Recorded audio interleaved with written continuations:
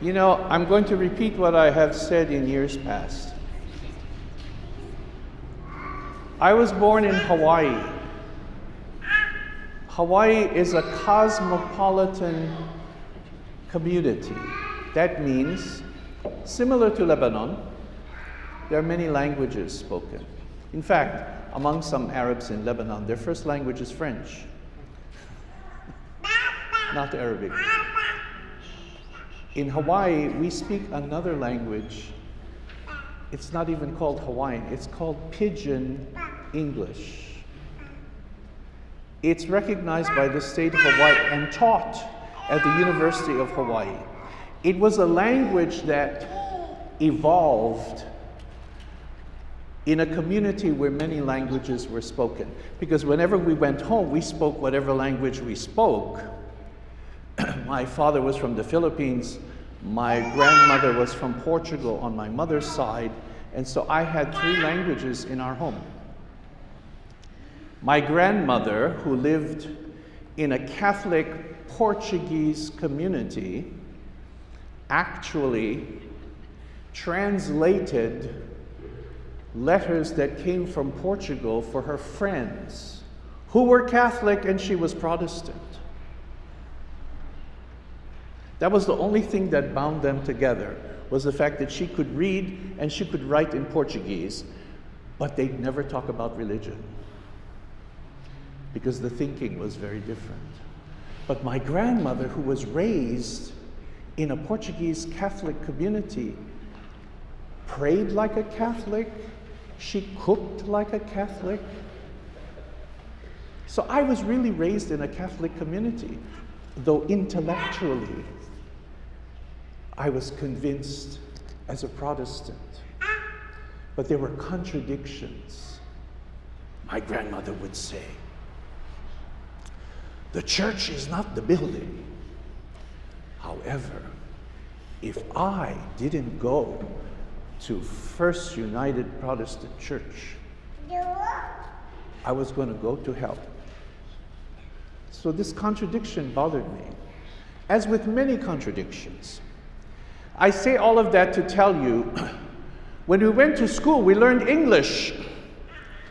Because in 1959, I was born in 1954, Hawaii became the 50th state. And we had to prove to the world that we were American.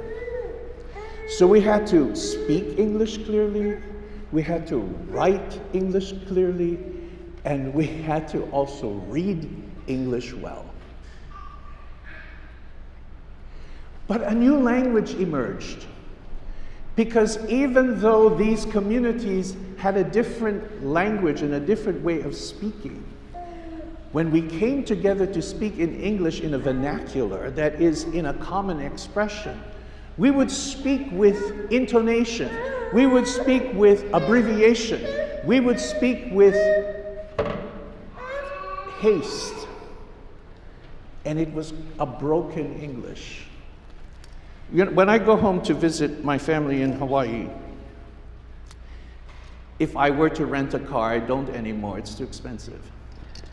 I would go up to the counter and present my driver's license, and the woman behind the counter, as often is the case, will say, "Oh, so you're a local boy?" Then I would start speaking to her in Pidgin. "Oh, you know what, Uncle? We can upgrade you today." But I say, "Yeah, but please, no convertible." And I would go outside, and the girl there, "Uncle, here's your car." There was a connection, even though we didn't speak the same language. There was a bond. So the last thing I want to tell you is this. As I've learned in my experience traveling to Israel, Palestine, Rome, and having lived in Hawaii, if you are fluent in whatever language you are fluent in, you think in that language. You don't translate. It comes naturally. You speak from heart to heart, eye to eye, intonation, to communicate to whoever you're speaking with. That's to be fluent. If you're not fluent, you have to translate, and it takes time, or you have to use your pad and get the right word and then show it to somebody else. God wants us to be fluent as Christians.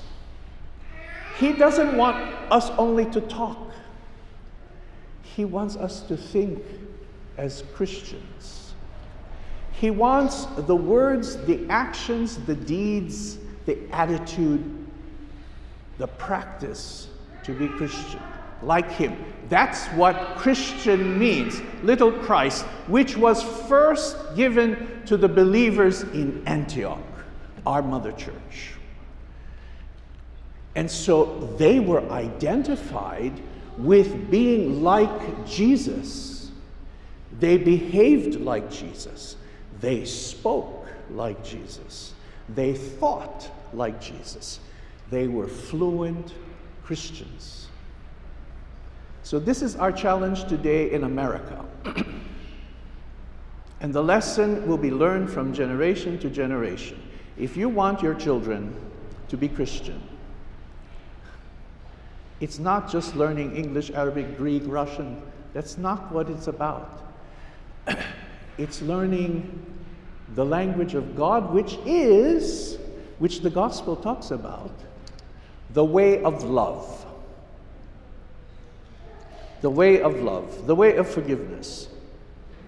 Because when the children come usually and I do this sermon, I ask them, so when you get to heaven, when I get to heaven, what language are we going to speak? Arabic, Greek. We'll understand each other, but we will be speaking God's language of love. Messiah come. Christ is risen.